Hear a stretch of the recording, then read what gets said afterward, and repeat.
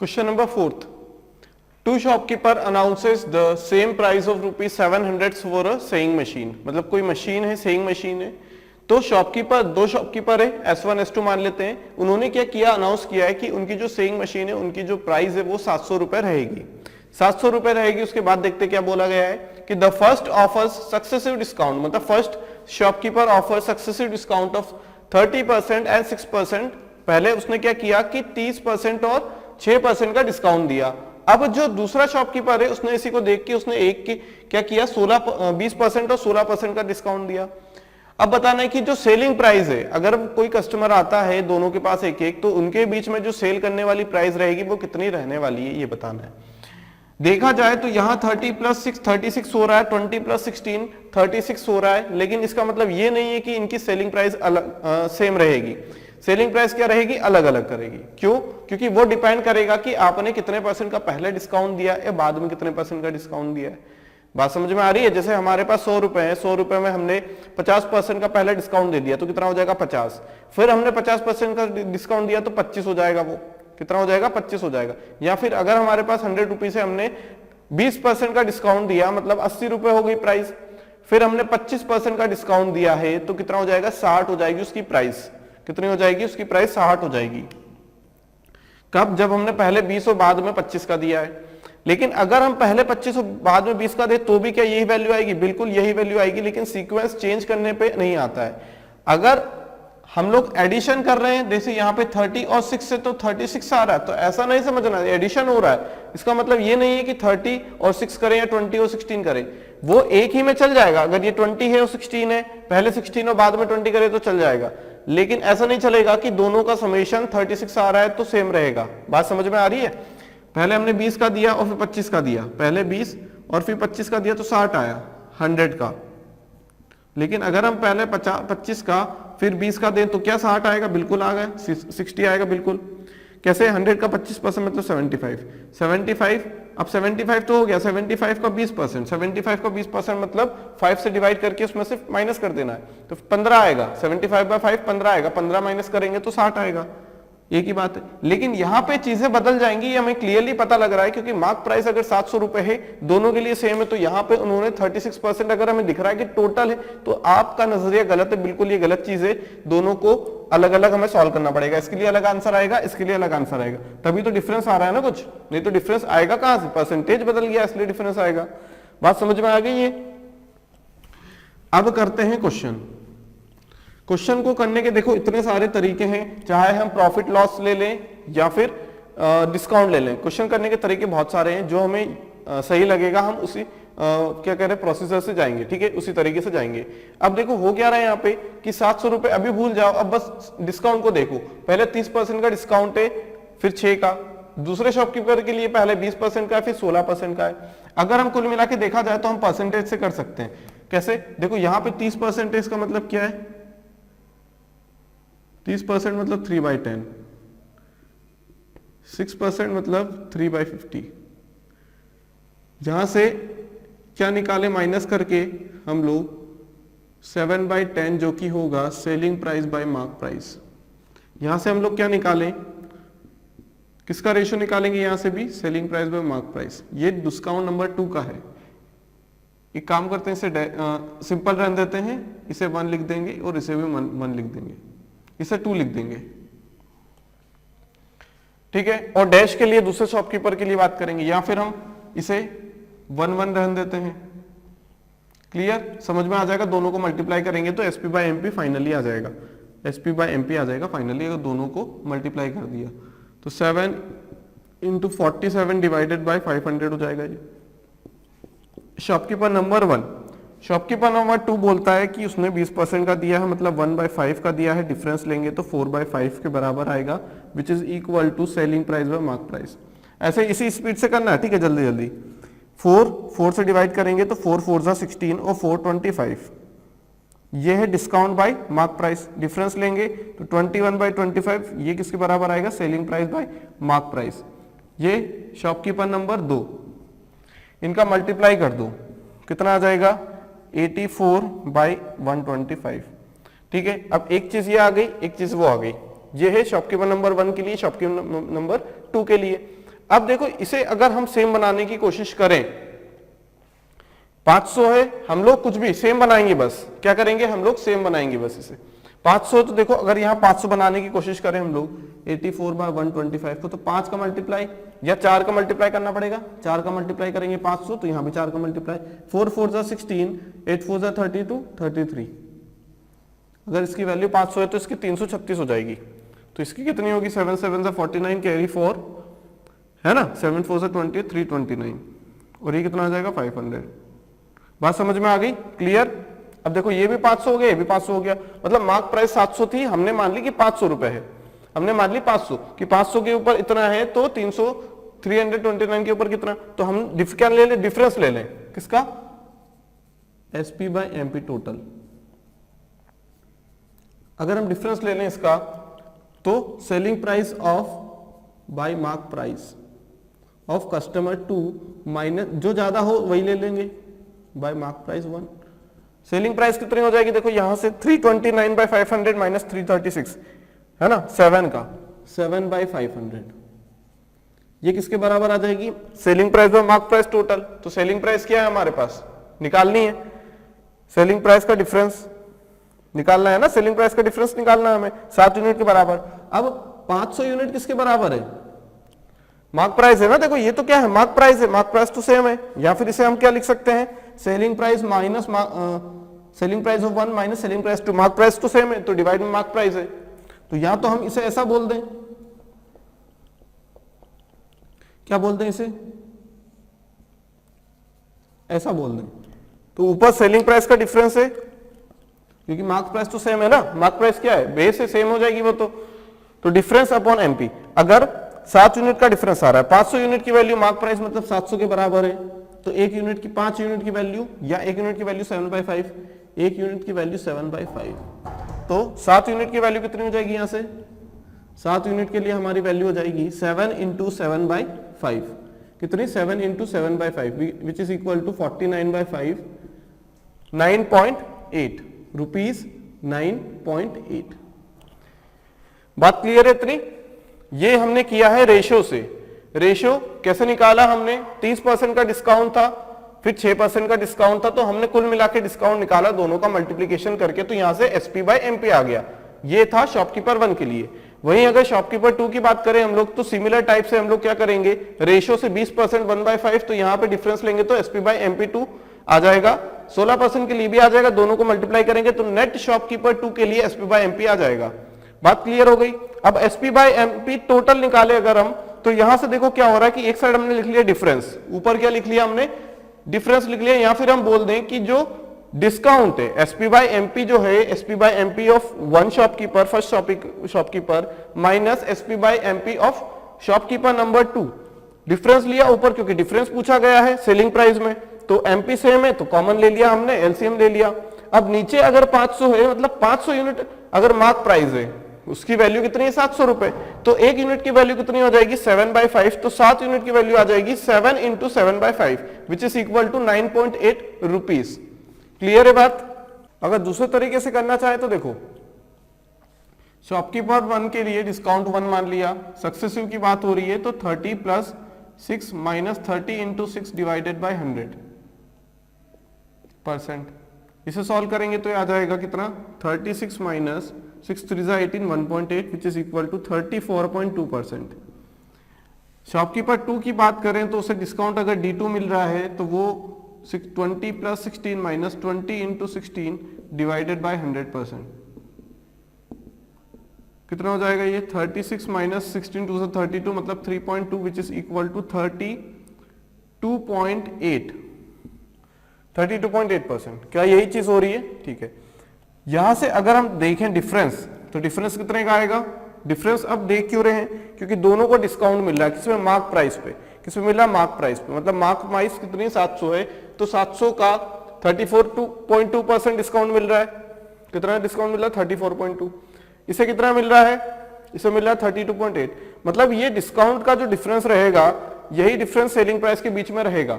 ऐसा क्यों, देखो कहने का मतलब कि देखो डिस्काउंट इतने का मिल रहा है, इसका मतलब जो सेलिंग प्राइस है, जो सेलिंग प्राइस है वो मार्क प्राइस की कितनी हो रही है 65.2%, 65.2% ऑफ मार्क प्राइस।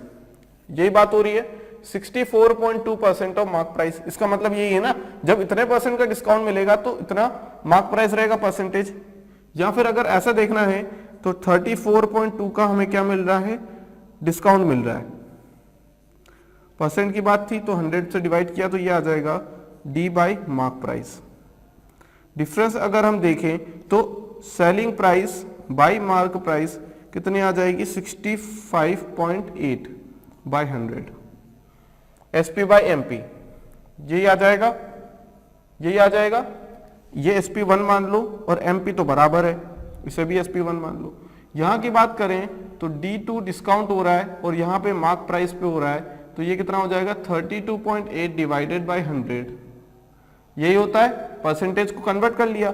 अब डिफरेंस देखें अगर हम तो selling price of shopkeeper 2 bye mark price of shopkeeper 2, तो ये आ जाएगा डिफरेंस 67.2 बाय 100। क्लियर है इतनी बात? तो ये देखो दोनों चीज आ गई। अब यहां से करने के दो तरीके। अब देखो ये मार्क प्राइस तो 100 हो गई, इसका मतलब क्या, 100 की वैल्यू 700 बराबर, 100 की वैल्यू 700 रुपए के बराबर, तो एक की वैल्यू 7 रुपए के बराबर। तो इन दोनों का डिफरेंस देखना है ना हमें, डिफरेंस बिटवीन सेलिंग प्राइस कितना यूनिट हो रहा है, 65.8, 67.2 में से 65.8 चला गया, कितना हो जाएगा ये 1.4। तो 1.4 यूनिट की value 1.4 into 7 which is equal to 9.8 rupees, है ना, ऐसा हो सकता है। अब देखो आ कितना रहा है 1.4, इसका मतलब कि हम लोग क्या कर रहे हैं, इन दोनों का भी अगर डिफरेंस ले लें तो ये कितना आएगा 1.4 ही आएगा। ऐसा क्यों? क्योंकि हमारे पास मान लो एग्जांपल है 27 रुपए है और 25 रुपए है। यहां हमने देखा कि 2 रुपए का डिस्काउंट है, कर क्या रहे हैं, देखो 2 रुपए कम हो रहे हैं। अब हमने क्या किया, 100 में से माइनस किया ना इस चीज को, 100 में से 34.2 को माइनस किया, मतलब 100 में से 27 को माइनस किया, 100 में से 27 को माइनस किया, जहां 100 में से 25 को माइनस किया, 100 में से 25 को माइनस किया, तो कितना बचा 75। क्या इन दोनों का डिफरेंस भी 2 के बराबर है? क्या इन दोनों का डिफरेंस भी 2 के बराबर है क्या? बिल्कुल। सिर्फ डिफरेंस की अगर बात करें तो 2 के बराबर ही आएगा, डिफरेंस सेम आएगा। बात समझ में आ रही है? यहां तक कहने का मतलब ये है कि अगर आप डिस्काउंट का क्या निकाल लो, डिस्काउंट का मतलब ही क्या होता है कि सेलिंग प्राइस 65.2% हो रही है, इतना डिस्काउंट मिल रहा है इतनी हो रही है, इतना डिस्काउंट मिल रहा है तो इतनी हो रही है ना। से SP1 हो गई, SP2 कितना हो जाएगा 67.2% ऑफ MP। तो दोनों का जो डिफरेंस रहेगा, जैसे यहां पे SP1 हो गया, इसका मतलब क्या 34.2% की छूट मिल रही है MP पे, तो वो कितना रहा है 66.8% MP। SP2 कितना हो रहा है 60, इस तरह की छूट मिल रही है तो 67.2% ऑफ MP। अब इन दोनों का डिफरेंस लेना है सेलिंग प्राइस का, कितना आ जाएगा 1.4% ऑफ MP। अब 1.4% मतलब 100, ऑफ मतलब 700, कितना आ जाएगा ये 9.8 रुपीज। यहां से भी निकाल सकते हैं हम लोग, यहां से भी निकाल सकते हैं, एक ही बात है। देखो डिस्काउंट अगर दिख जाए तो उसका मतलब यही होता है 67 बचा कितना, इतना बचा, कितना इतना बचा, तो इन दोनों का डिफरेंस 9.8 के बराबर है। देखिए यहाँ पे हम लोगों के पास जो दो क्वेश्चंस लिखे हुए हैं दोनों एक जैसे दिखने में, लेकिन यहाँ पे थोड़ा सा लैंग्वेज में अंतर है, ठीक है, वही हमें पकड़ना है कि यहाँ पे डिफरेंस क्या है दोनों क्वेश्चंस में। देखो पहला क्वेश्चन ये बोलता है कि the mark price of a table is 800 rupees, a retailer bought it after 2 successive discount of 10% and 15%. He spent rupees 13 on transportation and sold it for 875 rupees. His profit was, उसका profit बताना है। दूसरे question को अगर हम पढ़ें तो the mark price of a piano was rupees 15,000. At the time of sale there was successive discount of 20, 10 and 10% respectively on it. The sale price was, selling price बतानी है। यहां पे क्या बताना था, प्रॉफिट बताना था हमें। अब देखो यहां पे 3 सक्सेसिव डिस्काउंट दी गए, लेकिन यहां पे 2 सक्सेसिव डिस्काउंट है। ये हमारा मेन मोटो नहीं है समझने का, ये तो हमें क्लियरली दिख रहा है।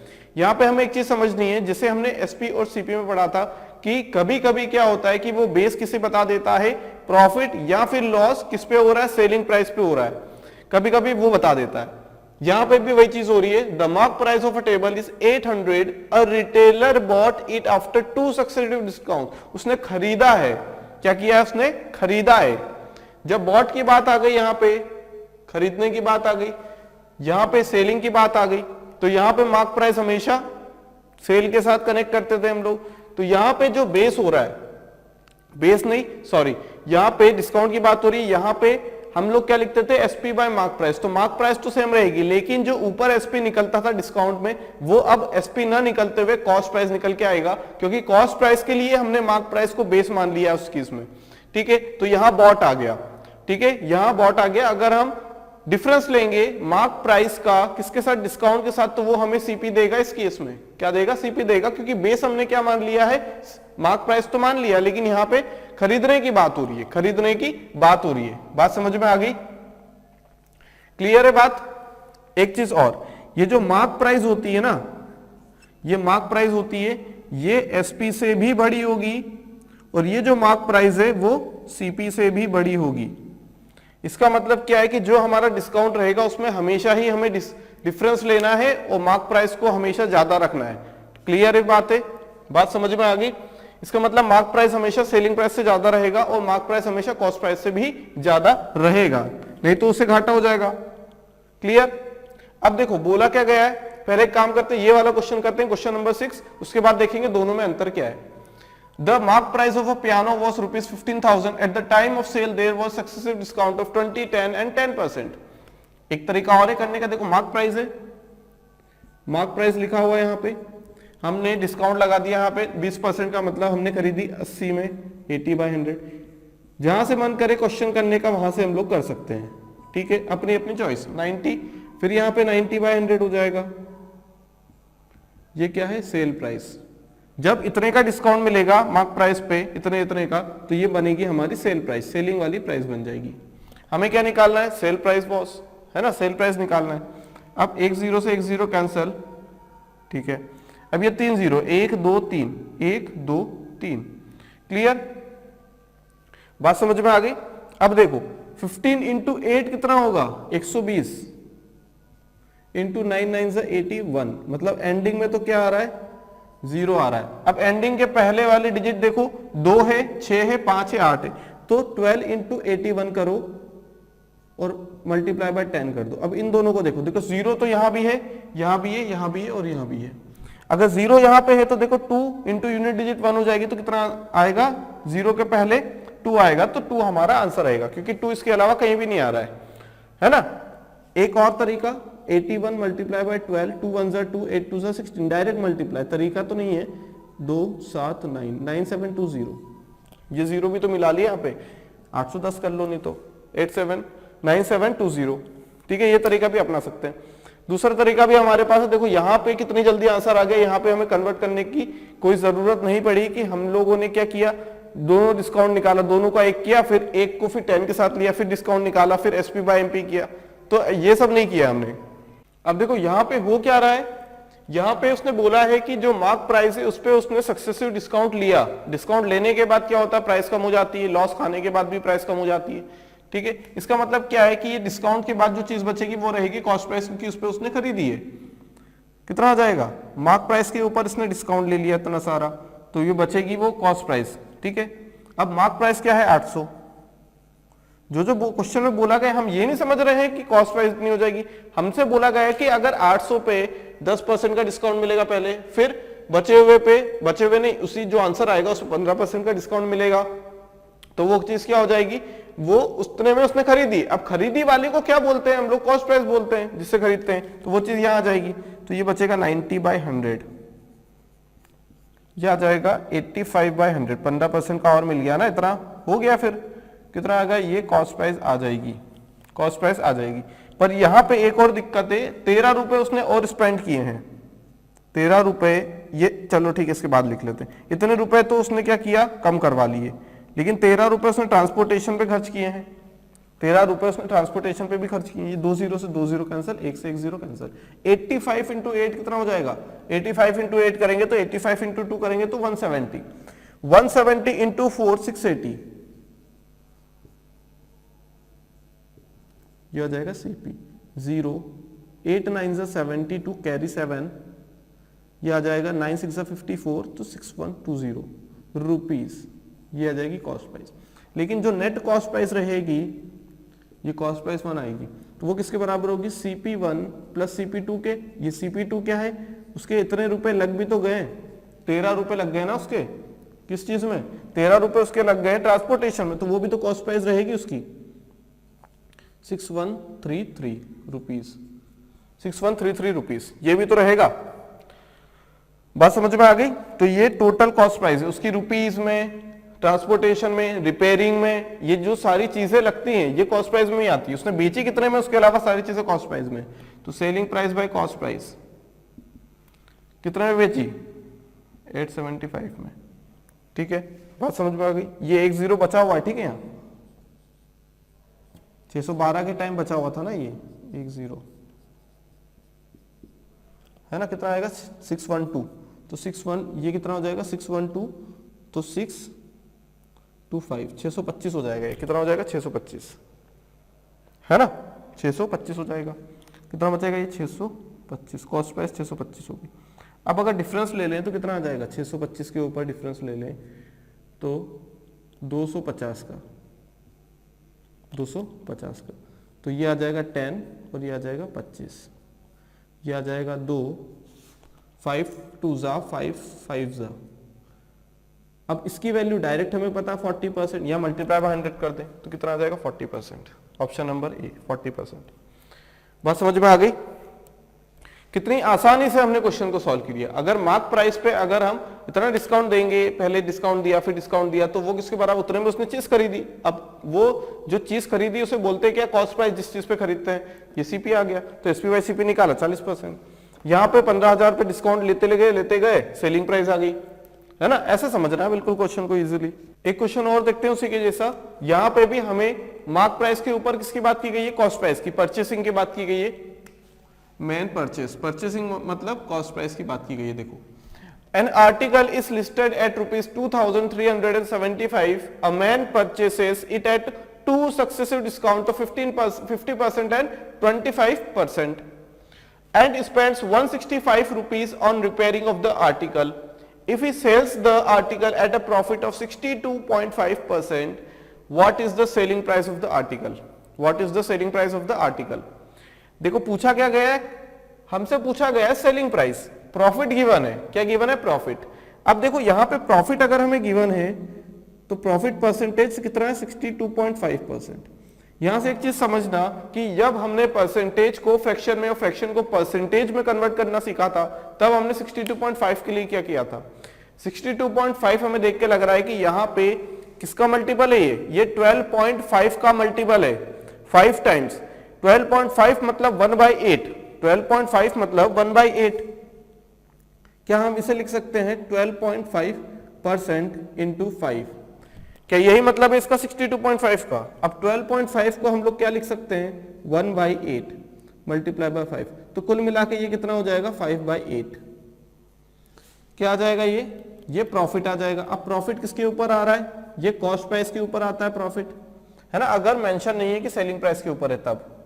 ठीक है, what is the selling price पूछी गई है, if you sells the article at a profit of 62.5%। ठीक है, अब सेलिंग प्राइस कितना आ जाएगा, यहां से प्रॉफिट है तो ऐड हो जाएगा, तो ये आ जाएगा 13/8, क्योंकि प्रॉफिट हो रहा है ना, तो यहां से selling price by cost price.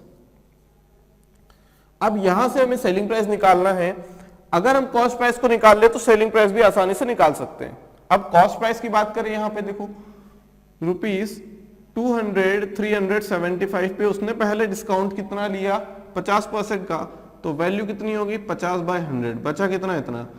Mark price पे हो रहा है, ठीक है, ये क्या है, मार्क प्राइस, उस पर इतने परसेंट का डिस्काउंट मिला, फिर 25% का डिस्काउंट मिला, मतलब बचा कितना, तो ये 75 बचा ना, डिस्काउंट मिला मतलब 100 - x लिखते हैं, तो 100 - 25 75 बचा हुआ लिखते हैं ना यहाँ पे, तो ये आ जाएगा, जो बचा हुआ वो सीपी रहेगा, और CP1 रहेगा, क्योंकि स्पेंड 165, रिपेयरिंग भी कर रहा है, रिपेयरिंग मतलब उसके कॉस्ट प्राइस लगी ना, सेलिंग प्राइस के अलावा ये चीज।